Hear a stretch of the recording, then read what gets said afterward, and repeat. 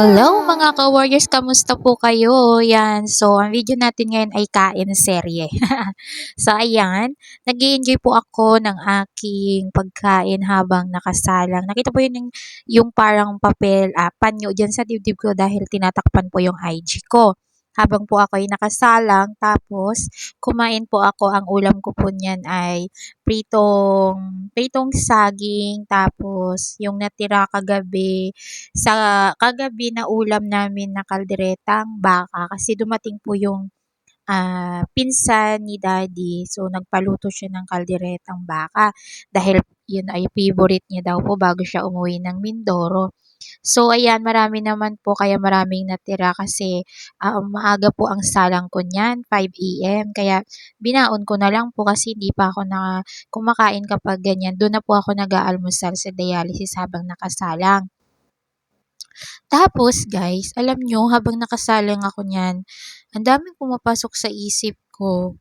So, sobrang dami. Tapos, minsan, nararanasan nyo rin ba yun na habang pag kayo lang mag-isa, bigla na lang tutulo yung luha nyo kasi hindi mo rin maisip sa dami ng pinagdaanan ko, sa daming ilang beses na nag 50-50 yung buhay ko.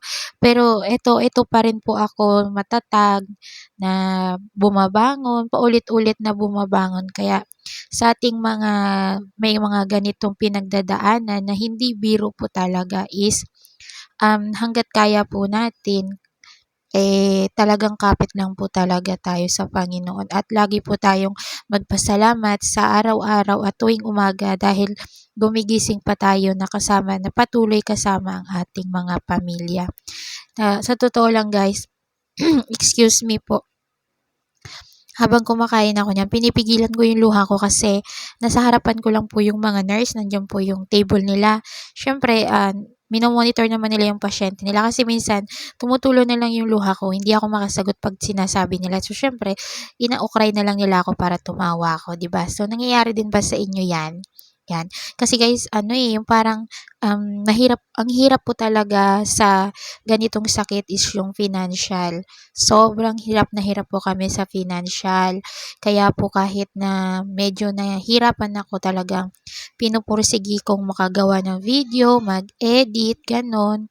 Pag medyo okay yung pakiramdam ko talagang gumagawa po talaga ako ng video, iniisip ko kung anong gagawin ko, ganon. Pag may naisip ako mag-video agad ako. Tapos, sabi ko, wala na akong gamot. Ang iniisip ko po kasi wala na akong gamot, guys. So, yung gamot ko kasi hindi biro, makarami po ng gamot na iniinom namin. Tayo mga dinadialysis, diba? At hindi basta-basta yung mga presyo ng mga gamot. So, buti na lang talaga at may discount siya ng PWD. Yung 15 days for 15 days ko na gamot, umaabot ng 5,000 yan, guys. 15 days lang kung susundin ko lahat. So, minsan, ang kaya lang ng budget is 1,500. So, pagkakasyahin ko na lang dun, hati-hatiin ko na lang kung ilan-ilan lang yung mabibili ko. Kasi, 2 reseta or 3 yung binibili ko. So, medyo marami-rami yun.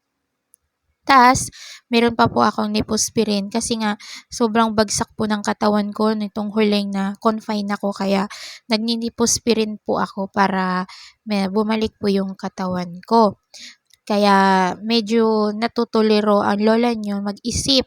Kasi alam mo yung gusto mo namang gumawa ng paraan para magkaroon ka ng kita or kahit extra income. Kaso pag sinusubukan ko guys, hindi talaga kaya ng katawan ko kasi nag-try po akong magtrabaho ng assistance ng isang mga special child na school. Oo, ako po yung mag-a-assist, gagawa ng mga schedule nila, gano'n. Ako yung mag-e-entertain sa kanila, sa mga parents kapag dumadating sila sa school na yun. Maliit lang naman yung school pero maraming estudyante.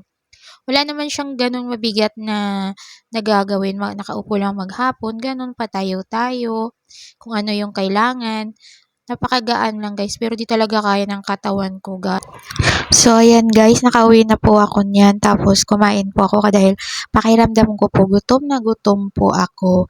Kaya ayan, tapos wala, ang nadatnan ko lang po na ulam sa bahay ay tortang itlog na may sibuyas. Tapos may nakita akong bagoong ni mama na ginawa niya kahapon. Kaya pinartner ko na rin po. Alam ko pong bawal po yun sa ating mga dinadialysis, ang bagoong. Pero bihirang-bihira po akong kumakain yan. Ngayon lang po ulit dahil wala na po talaga kaming ulam. Ayoko naman pong magreklamo na. So, 3 times a week naman po ang aking dialysis kaya okay lang po na kumain ako ngayon. So, ngayon lang po yan. Kaya wag nyo pong gagayahin yan kung hindi nyo po kaya. Tapos, pinartneran ko na rin po ng alingatong tea para kahit papaano hindi siya masyadong, hindi ako tamaan, tamaan, oo. Basta yun na yun. Kasi yung mama ko po nag-aalingatong tea. So, yan lang po. Maraming salamat sa pagsubaybay ng aking video.